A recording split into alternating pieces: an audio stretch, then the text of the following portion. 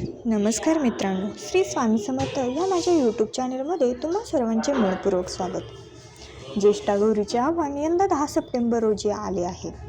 ज्येष्ठा गौरीचे आव्हान याचा शुभमुहूर्त आहे सकाळी सूर्योदयापासून ते संध्याकाळी 6:27 राहू काळ दुपारी 3 ते 4:30 वाजेपर्यंत आहे.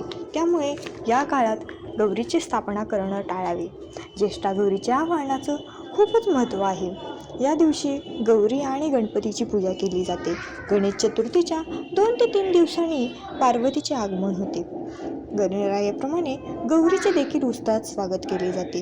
प्रत्येकजण आपापल्या रीतिरिवाजाप्रमाणे गौराईची स्थापना करतात. महाराष्ट्रात काही ठिकाणी या सणाला महालक्ष्मी पूजन असेही म्हणतात. या दिवशी गौराईचा शृंगार केला जातो. तिला विविध पदार्थाचा नैवेद्य अर्पण केला जातो. गौराईच्या स्थापनेनंतर दुसऱ्या दिवशी गौराईला नैवेद्य जेवण